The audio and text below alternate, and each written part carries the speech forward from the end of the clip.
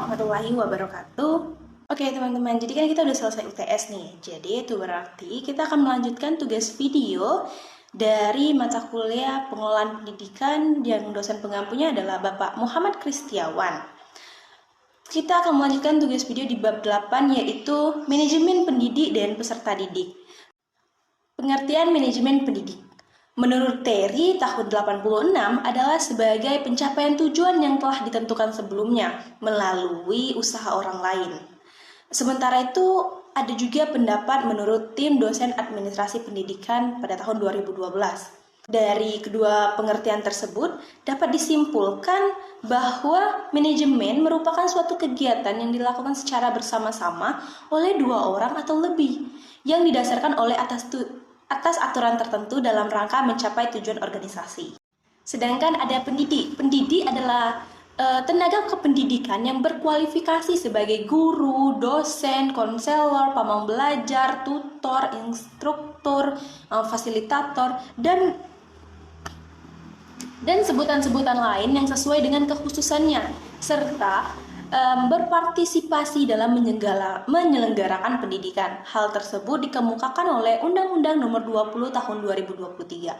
Sedangkan itu ada juga Uhbiyati pada tahun 2005 mengemukakan bahwa pendidik adalah orang dewasa yang bertanggung jawab memberi bimbingan atau bantuan kepada anak didik dalam perkembangan jasmani dan rohaninya agar mencapai kedewasaannya, mampu melaksanakan tugasnya sebagai makhluk Allah, khalifah di permukaan bumi, sebagai makhluk sosial dan sebagai individu yang sanggup berdiri sendiri. Jadi dari situ dapat disimpulkan bahwa manajemen pendidik merupakan suatu kegiatan merencanakan, mengelola dan mengorganisasikan, mengkomunikasi sumber daya pendidikan atau pendidik agar dapat berjalan dan melaksanakan tugas dan tanggung jawabnya secara efektif dan efisien dengan maksud tercapainya tujuan pembelajaran atau tujuan pendidikan sebagaimana yang diharapkan. Oke, yang kedua ada tugas, kewajiban, dan hak pendidik. Tugas pendidik diatur oleh Undang-Undang Nomor 20 Tahun 2003 adalah merencanakan dan melaksanakan proses pembelajaran, menilai hasil pembelajaran, melakukan pembimbingan dan pelatihan, serta melakukan penelitian dan pengabdian kepada masyarakat, terutama bagi perguruan tinggi. Sedangkan Supardi tahun 2013 menyebutkan tugas seorang pendidik terdiri atas beberapa hal, yaitu yang pertama, tugas guru sebagai profesi. Tugas ini menuntut guru untuk mengembangkan profesionalisme diri sesuai perkembangan ilmu, pengetahuan, dan teknologi. Mendidik, mengajar, dan melatih anak didik adalah tugas guru sebagai profesi. Oke, selanjutnya ada tugas guru di bidang kemanusiaan. Tugas guru di bidang kemanusiaan ini adalah sebagai orang tua kedua di sekolah. Sebagai orang tua di sekolah, guru harus tampil sebagai idola yang dapat menarik perhatian atau simpati siswa. Guru harus dapat memotivasi siswanya untuk secara aktif melakukan kegiatan belajar di kelas maupun di luar kelas, dan secara mandiri di rumah. Dan yang terakhir, tugas guru di bidang kemasyarakatan. Tugas guru di bidang kemasyarakatan ini adalah mendidik dan mengajar masyarakat untuk menjadi warga negara yang bertanggung jawab dan menunjang tinggi nilai moral, sosial, maupun keagamaan, dan menjadikan anggota masyarakat sebagai insan pembangun. Masyarakat memerlukan sumbangsi guru dalam menyelesaikan permasalahan-permasalahan yang dihadapi oleh masyarakat. Dan sampai sekarang masih menempatkan guru sebagai sosok yang di depan, memberikan teladan di tengah dan sampai sekarang masih menempatkan guru sebagai sosok yang di depan memberikan teladan, di tengah-tengah membangun, dan di belakang memberikan motivasi. Selain tugas, ada juga kewajiban pendidik. Kewajiban pendidik dalam Undang-Undang Nomor 20 Tahun 2003 antara lain yang pertama, menciptakan suasana pendidikan yang bermakna, menyenangkan, kreatif, dinamis, dan dialogis. Yang kedua, mempunyai komitmen secara profesional dan meningkatkan mutu pendidikan. Dan yang terakhir atau yang ketiga, memberikan teladan dan menjaga nama baik, lembaga, profesi, dan kedudukan sesuai dengan kepercayaan yang diberikan kepadanya. Tugas udah, kewajiban udah. Sekarang kita akan membahas hak pendidik. Hak pendidik dalam Undang-Undang Nomor 20 Tahun 2003 adalah yang pertama menghasilkan dan jaminan kesejahteraan sosial yang pantas dan memadai. Yang kedua, penghargaan sesuai dengan tugas dan prestasi kerja. Yang ketiga, pembinaan karir sesuai dengan tuntutan pengembangan kualitas. Yang keempat, perlindungan hukum dalam melaksanakan tugas dan hak atas hasil kekayaan intelektual, dan yang terakhir, kesempatan untuk menggunakan sarana, prasarana, dan fasilitas pendidikan untuk menunjang kelancaran pelaksanaan tugas. Oke, pembahasan berikutnya adalah peran pendidik. Supardi mengemukakan peranan guru dalam nuansa pendidikan yang ideal itu ada berbagai macam. Yang pertama, guru sebagai pendidik. Sebagai pendidik, guru merupakan teladan, panutan, tokoh yang akan diidentifikasi oleh peserta didik. Kedudukan sebagai pendidik menuntut guru untuk membekali diri dengan pribadi yang berkualitas berupa tanggung jawab, kewibawaan, kemandirian, dan kedisiplinan. Guru yang bertanggung jawab adalah guru yang mengetahui, memahami nilai-nilai, mulai dari nilai norma kesusilaan, kesopanan, moral, sosial, maupun keagamaan, dan selalu berusaha untuk menyesuaikan segala tindakan dan perilakunya sesuai dengan nilai dan norma tersebut. Ada pula guru sebagai pengajar.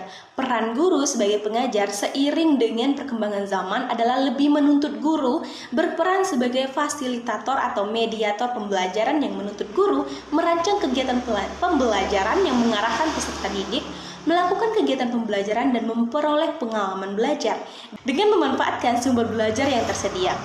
Lalu ada guru sebagai pembimbing. Sebagai pembimbing, guru mendampingi dan memberikan arahan kepada siswa berkaitan dengan pertumbuhan dan perkembangan pada siswa, baik meliputi aspek kognitif, afektif, maupun psikomotor, serta pemberian kecakapan hidup baik akademik, vokasional, sosial, maupun spiritual. Lalu guru sebagai pelatih. Maksudnya apa?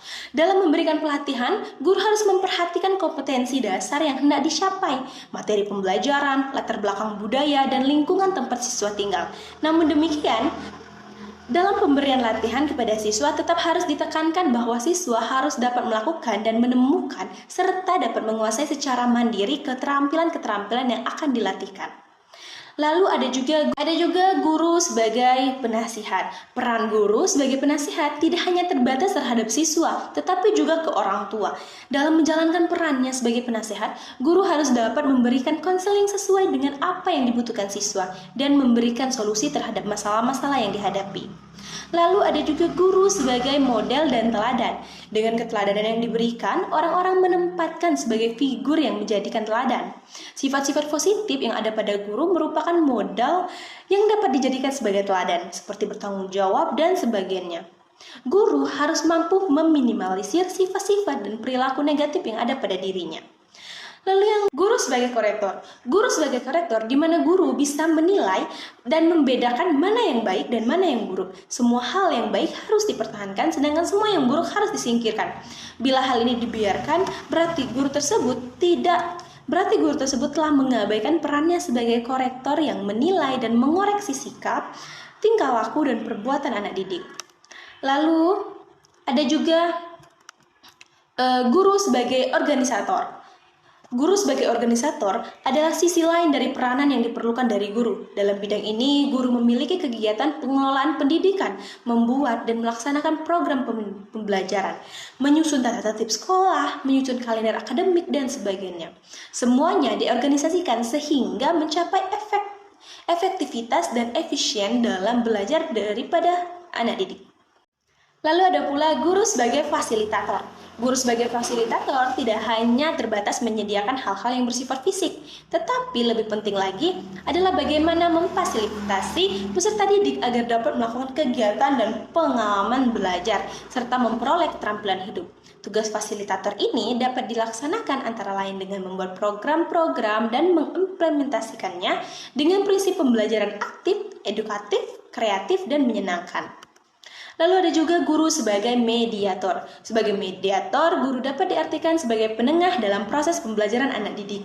Dalam diskusi, guru dapat berperan sebagai menengah, sebagai pengatur lalu lintas jalannya diskusi. Sebagai mediator, guru berperan menjadi penghubung antara dirinya sendiri dengan siswa Oke, maaf. Guru dengan dirinya sendiri dengan siswa, siswa dengan bahan ajar, siswa dengan sumber belajar, dan lain-lain. Oke, selanjutnya ada guru sebagai evaluator. Guru sebagai evaluator dituntut untuk menjadi seorang evaluator yang baik dan jujur, dengan memberikan penilaian yang menyentuh aspek ekstrinsik. Berdasarkan hal ini, guru harus memberikan penilaian dalam dimensi yang luas. Jadi, pada hakikatnya, penilaian itu diarahkan pada perubahan kepribadian anak didik agar menjadi manusia yang cakap dan terampil.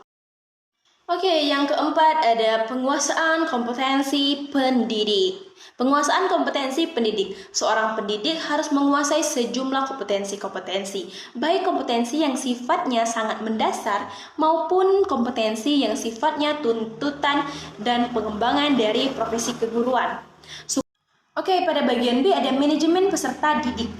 Peserta didik menurut ketentuan umum Undang-Undang RI Nomor 2 Tahun 1989 tentang Sistem Pendidikan Nasional adalah anggota masyarakat yang berusaha mengembangkan profesi dirinya melalui proses pendidikan pada jalur, jenjang, dan jenis pendidikan tertentu.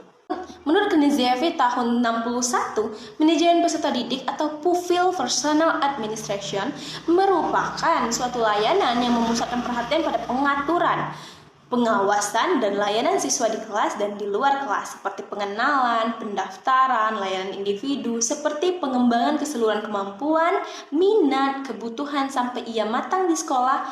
Jadi, manajemen peserta didik adalah suatu penataan atau pengaturan segala aktivitas yang berkaitan dengan peserta didik, yaitu mulai dari masuknya peserta didik sampai keluarnya peserta didik tersebut dari satu madrasah atau sekolah. Langkah-langkah perencanaan peserta didik. Menurut Asmendri tahun 2012, langkah-langkah perencanaan peserta didik yaitu: yang pertama, forecasting atau membuat perkiraan dan mengantisipasi ke depan. Perkiraan tersebut didasarkan atas faktor organisasi pendidikan yang baik, yang bersifat kondisional maupun situasional. Ada 3 dimensi waktu yang disertakan dalam hal ini, yaitu dimensi kelampauan, dimensi terkini, dan dimensi keakanan. Hal itu dikemukakan oleh Imron pada tahun 2011. Yang kedua ada objektif, merupakan perumusan tujuan. Tujuan ini harus dirumuskan agar segala kegiatan yang dilakukan tersebut senantiasa betul-betul mengarah pada tujuan atau sama. Tujuan yang sama atau ke arah yang sama. Yang ketiga ada polisi. Kebijakan di sini berarti mengidentifikasi berbagai macam jenis kegiatan yang diperhitungkan untuk dapat mencapai tujuan. Yang keempat itu ada programming, merupakan seleksi atau kegiatan-kegiatan yang sudah dirumuskan pada langkah polisi. Kegiatan yang telah diidentifikasi perlu diseleksi agar dapat dicarikan jawaban atas solusinya.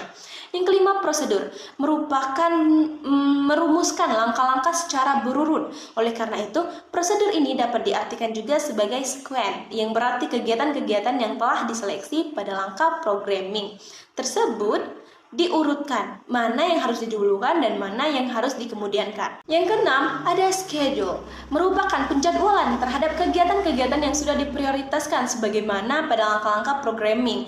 Jadwal harus dibuat agar kegiatan-kegiatan yang telah diurutkan pelaksanaannya menjadi konkret. Yang ketujuh, budgeting, merupakan anggaran atau pembiayaan. Dalam kegiatan ini ada 2 kegiatan yang dilakukan, yaitu yang A, mengalokasikan anggaran, yang B, penentuan sumber anggaran. 3, ada kebijakan penerimaan peserta didik baru. Kebijakan operasional penerimaan peserta didik baru memuat aturan mengenai jumlah peserta didik yang dapat diterima di suatu sekolah. Penentuan mengenai jumlah peserta didik juga didasarkan atas kenyataan yang ada di sekolah, faktor kondisional.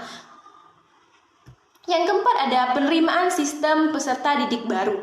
Kriteria adalah patokan-patokan yang menentukan bisa atau tidaknya seorang untuk diterima sebagai peserta didik.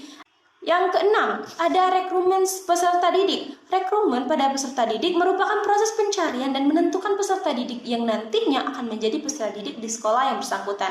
Hal itu dikemukakan oleh Asmendri. Oke, yang terakhir ada orientasi peserta didik. Orientasi merupakan perkenalan situasi dan kondisi sekolah yang diberikan kepada peserta didik. Situasi dan kondisi tersebut meliputi lingkungan fisik dan lingkungan sosial sekolah. Oke teman-teman, itu saja pembahasan di bab 8 ini. Semoga teman-teman bisa memahami dan jangan lupa di like, komen, dan subscribe. Dan jangan lupa kerjakan evaluasinya ya. Dadah!